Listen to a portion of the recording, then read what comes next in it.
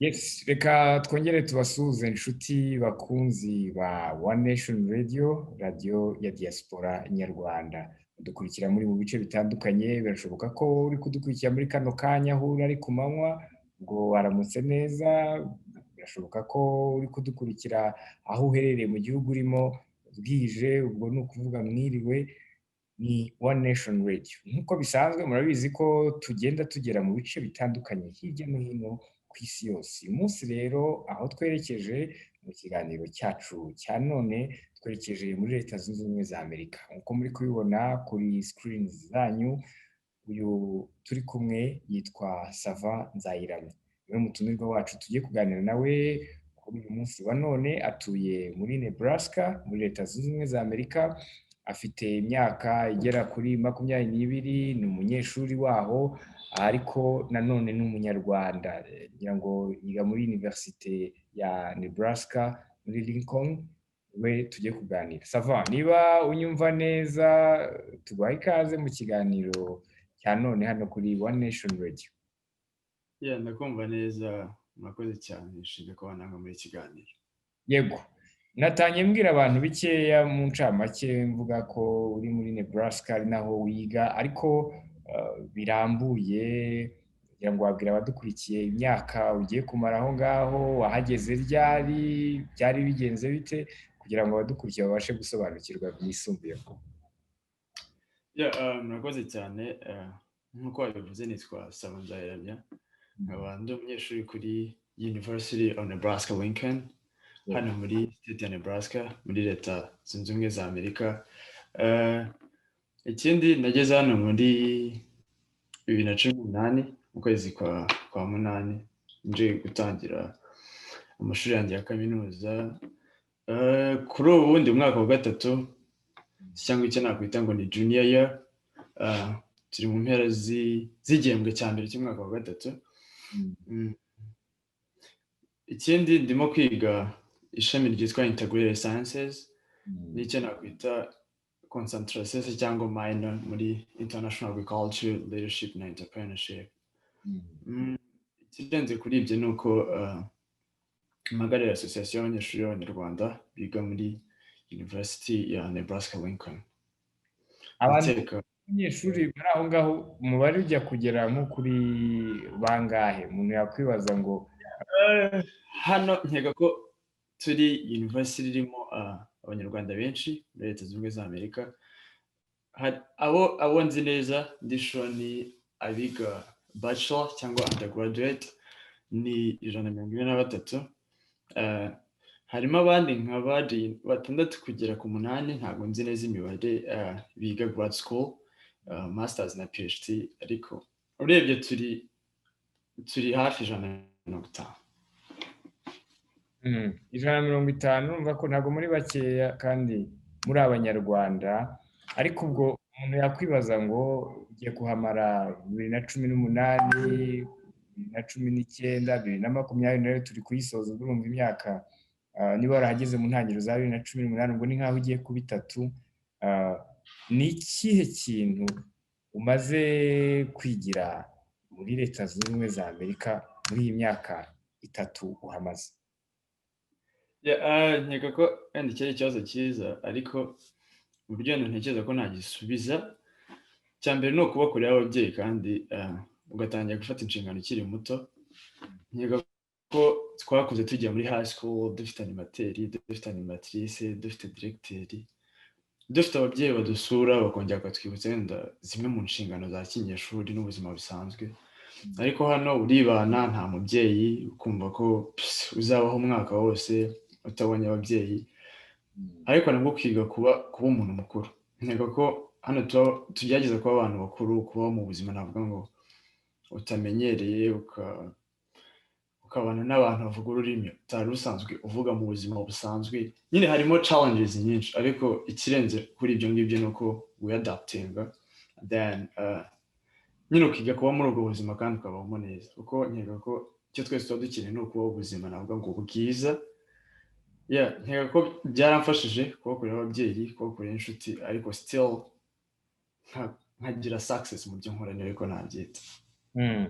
Abantu mudukurikiye turagira ngo mwumve neza story cyangwa se ubuzima bw'abanyeshuri bo muri Nebraska. Uyu turi kumwe ni Savant Nzayiramya, amaze imyaka igiye kuba 3 yigayo, ariko Savant ngira ngo bamwe kuri na association y'abanyeshuri baho bahari b'abanyarwanda.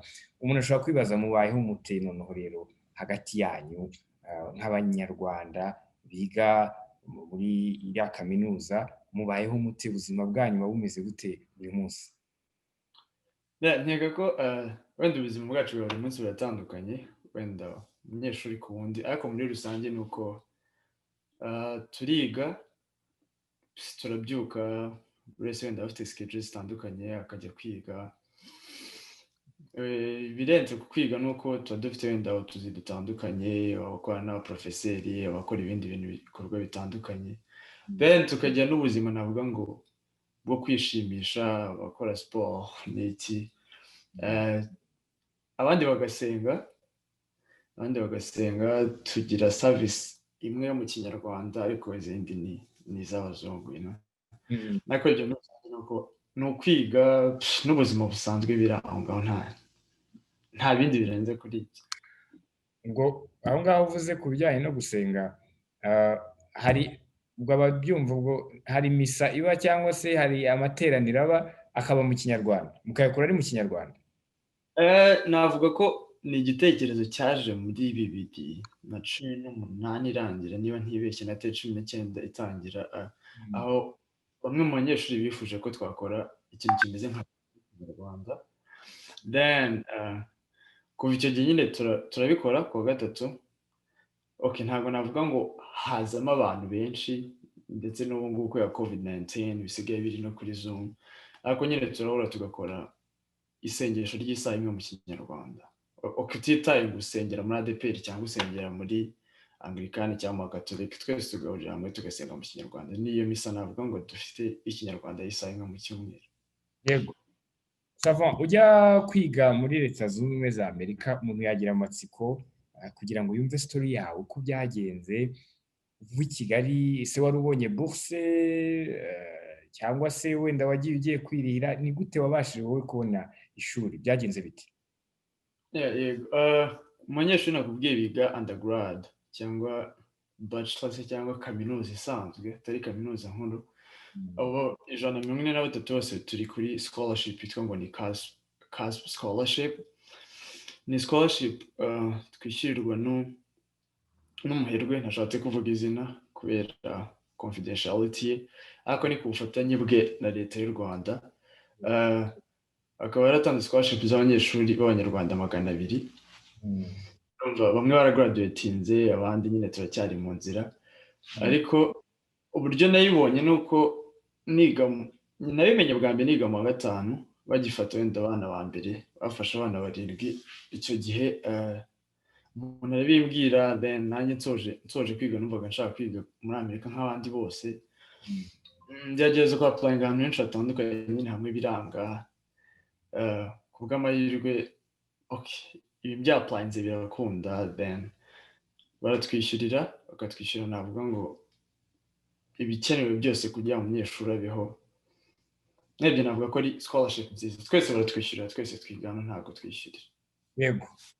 Umuntu yakubaza nka perezida w'abanyeshuri biga aho ngaho b'abanyarwanda, nakubajije uko mubayeho, ariko se iyo urebye hari abantu usanga bumva ko umuntu ugiye kwiga hanze aba agiye mu bundi buzima, aba atazagaruka cyangwa se ngo agire n'ikindi kintu runaka yakora cyateza imbere igihugu cye. Nka perezida wabo ubareba buri munsi, abo banyeshuri baho ubuzima babayemo ubona koko buzateza imbere igihugu wenda mu myaka iri imbere ubwo bazaba bashoje amashuri yabo?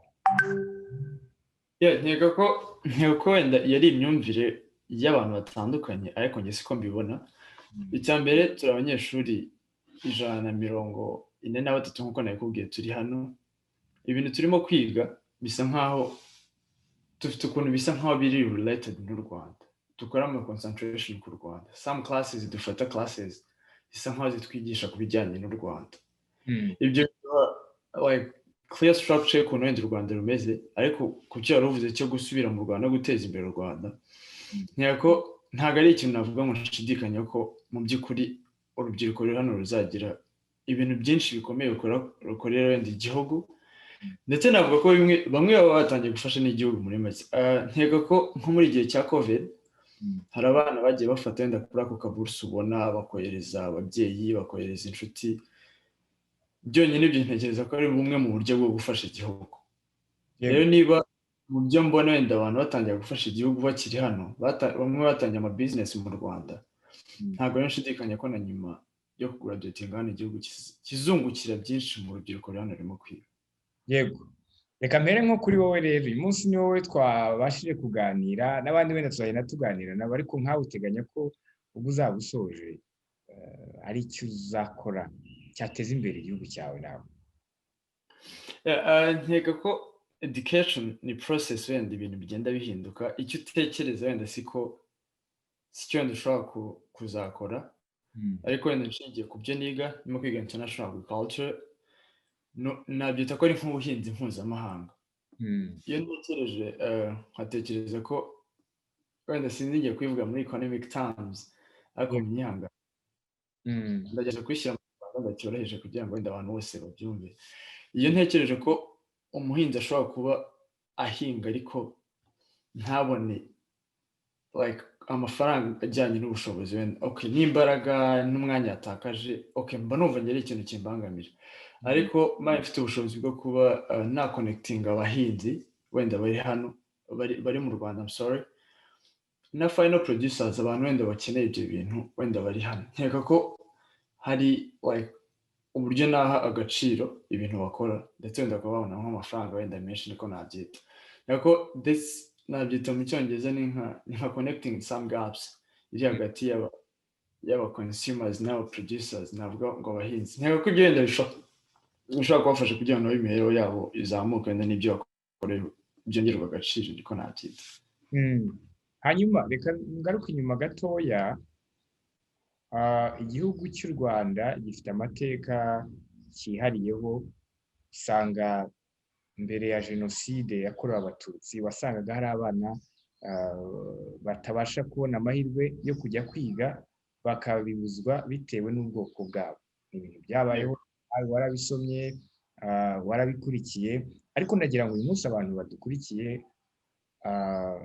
mwatubwiye ko mu banyeshuri barenga 120 na bangahe muri Nebraska, muri iyo kaminuza, ariko ndagira ngo usangize story yawe ku bantu badukurikiye. Iyo urebye education mbere ntabwo byabashaga gukunda umuntu ugasanga kubera ko ari umututsi ntahawe iyo buruse cyangwa se iyo scholarship, ahubwo bakayiha umuhutu.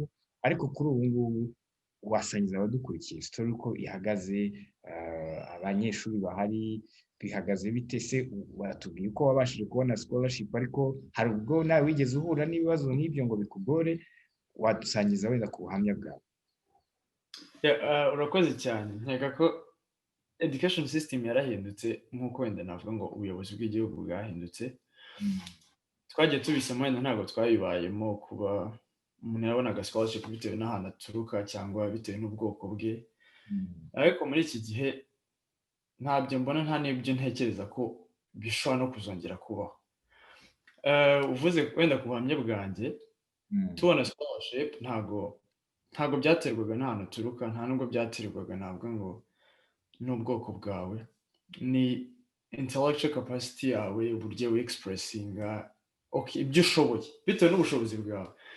Kandi nkeka ko mvuze kuri community iri hano, ntabwo turi hano nk'Abatutsi, ntabwo turi hano nk'Abahutu, ntabwo turi hano wenda nk'Abatwa cyangwa any ethnic division. Turi hano nk'Abanyarwanda. Wenda ntabwo navuga ko wenda abantu badafite iyo myumvire, abantu bacyafite iyo myumvire yo ko bishoboka, ariko ntabwo ko bitabaho. Tubona scholarship, twakoraga ibizami twese, ntabwo hakoze ibizami ubwoko bumwe bw'abantu cyangwa igice kimwe cy'abantu. Kandi n'uburyo tubanye hano, ntabwo tubanye hano nk'Abanyarwanda. Dufashanya muri byose, twibuka, dukora igikorwa cyo kwibuka nk'Abanyarwanda. Ntabwo nari nabona wenda ikintu kimeze nk'ingengabitekerezo cyangwa division bitewe n'amoko, dore ko navuga ko ibyo ni ibintu byashize, ibyo ni ibintu bya kera, twese tubayeho nk'abanyarwanda kandi turi abanyarwanda, nta bintu by'amoko bikibaho, niko nabyita. yego.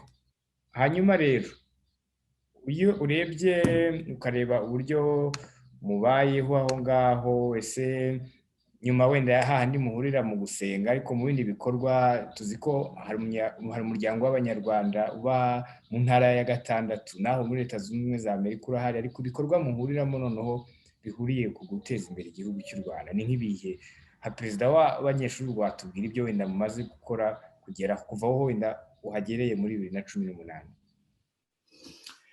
Navuga ko igikorwa cy'ingenzi wenda dukora nabikomojeho gato, ni ukwibuka.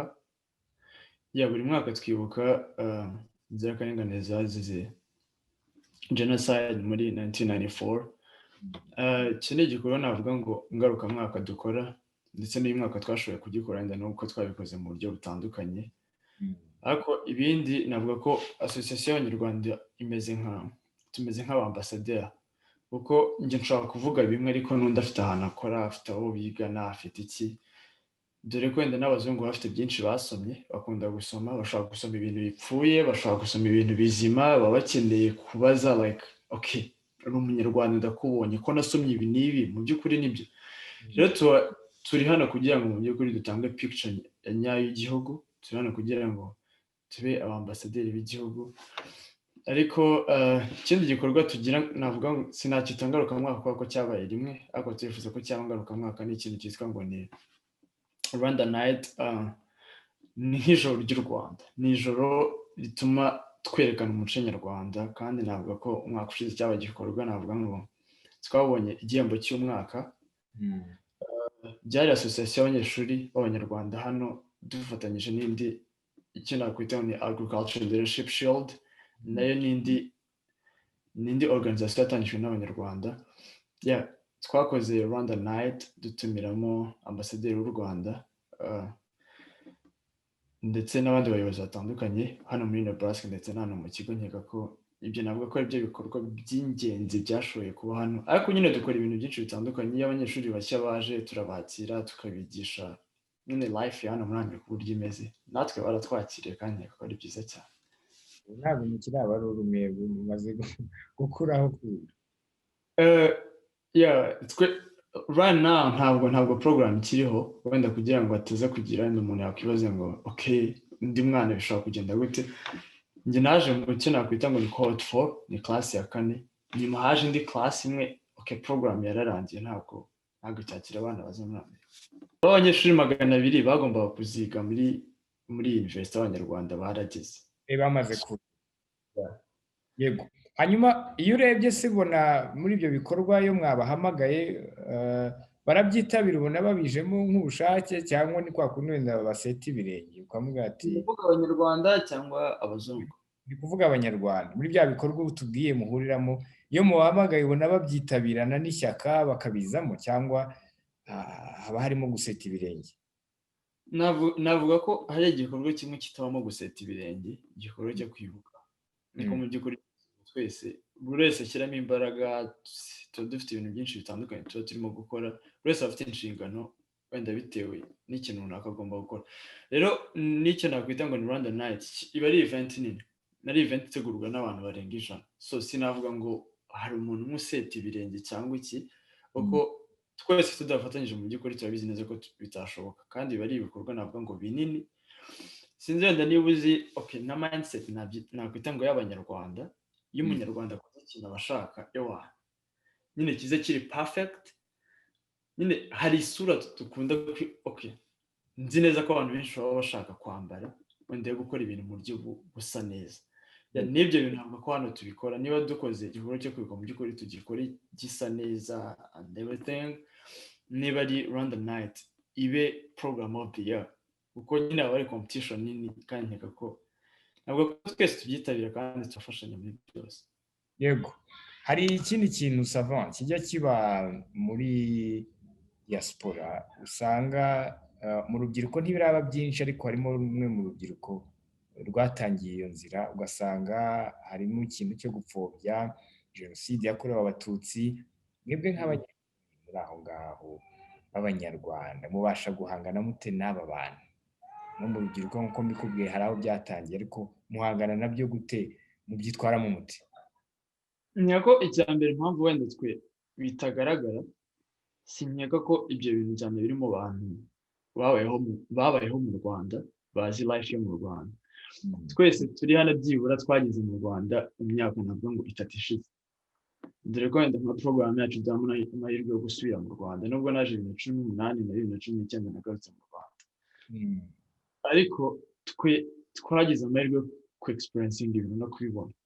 Niba mu by'ukuri yakuriye mu Rwanda ukabona uburyo u Rwanda rutera imbere, ariko wagera hano hanze ugasanga u Rwanda bavuga ni nk'u Rwanda rwo muri 2000 hashize nk'imyaka 20. Picture barimo kugwa ni picture ya kera.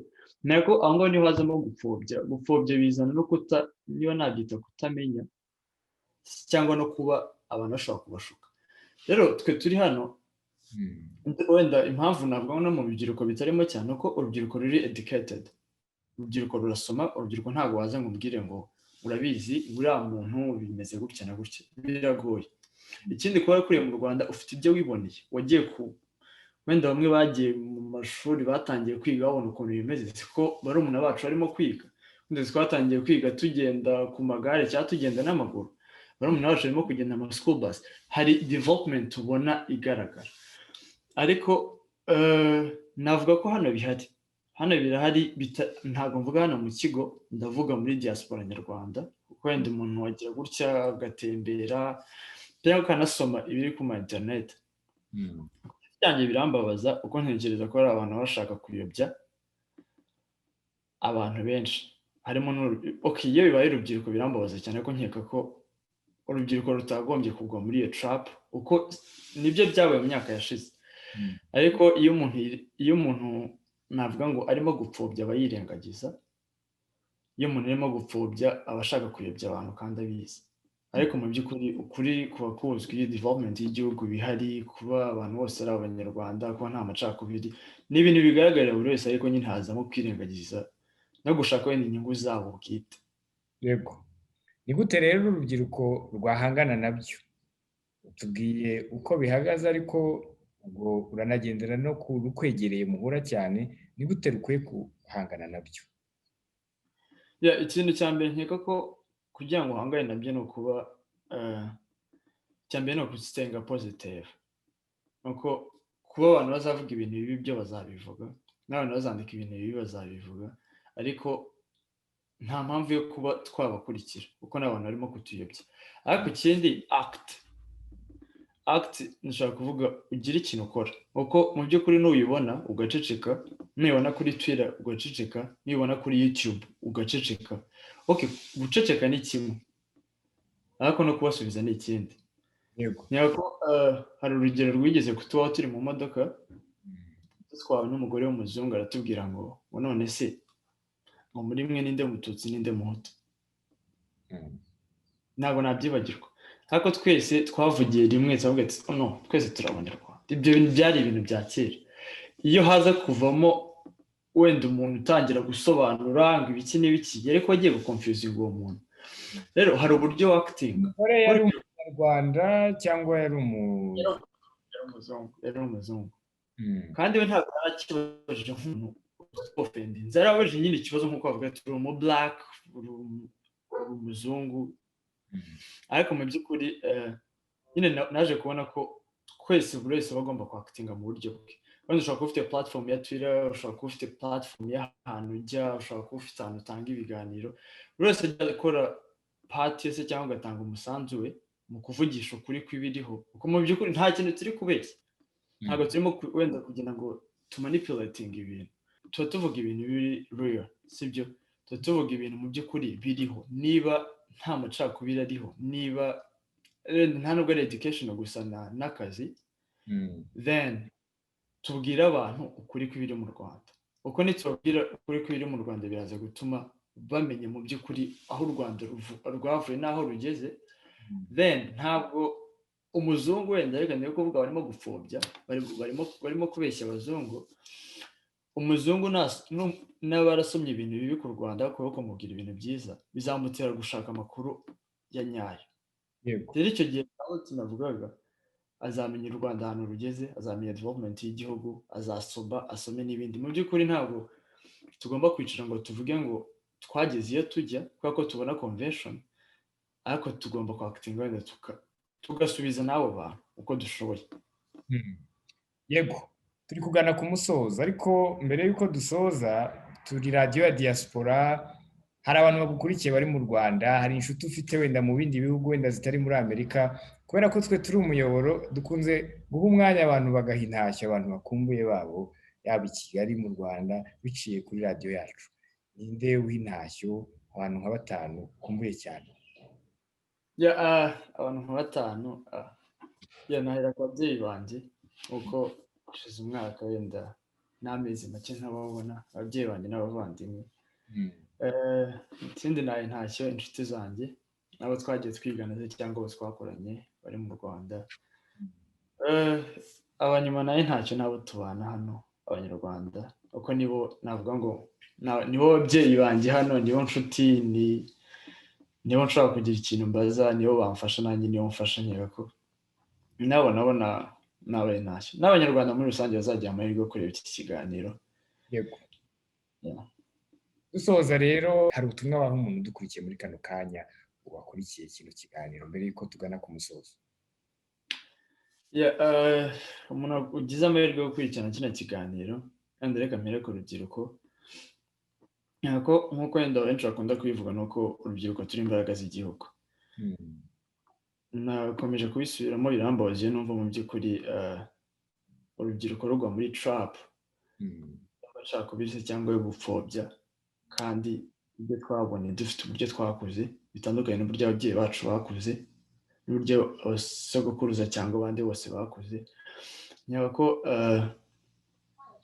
reka dufate umwanya ndetse wenda n'imbaraga zacu twubaka igihugu twifuza kuzabamo, twe kugwa muri izo trap z'abantu badushuka se cyangwa batuyobya.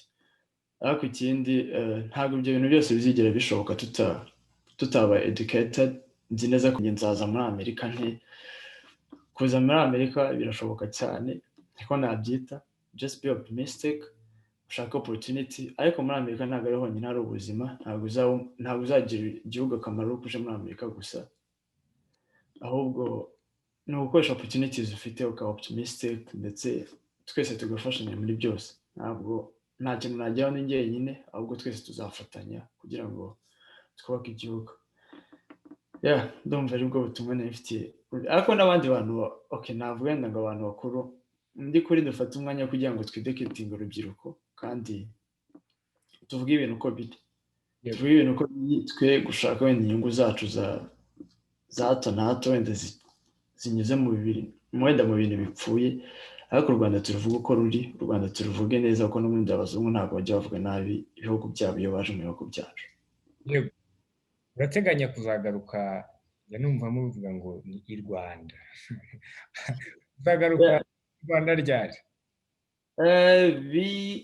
Bishobotse nk'uko mbyifuza cyangwa nk'uko mbiplaninga, nzaza mu kwa 5 gutangiye nsoje umwaka, ko nzaba ngiye muri internship mu Rwanda nk'amezi 3 kugera kuri 4 mbone kugaruka. Yego.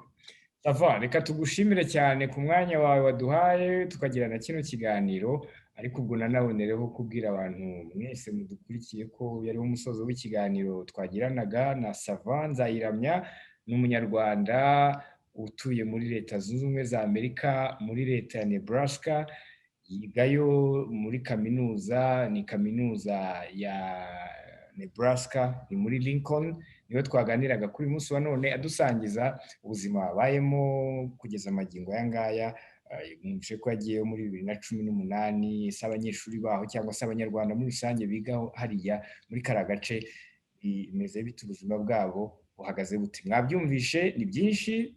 One Nation Radio, radiyo ya diaspora, turabizeza ko tuzajya dukomeza kuganira n'abantu nk'aba kugira ngo baduhe amakuru aho baherereye hose muri diaspora, tubashe kugenda tumenya uko bihagaze. Reka rero ubwo mbabwire ko yariho umusozo w'ikiganiro, ngewe uwakibateguriye wanakibagezagaho nitwa Simeon Muhumuza. Ibiganiro bya One Nation Radio byo nakagaruka. Sava, ugire ibihe byiza. Urakoze cyane Simeon.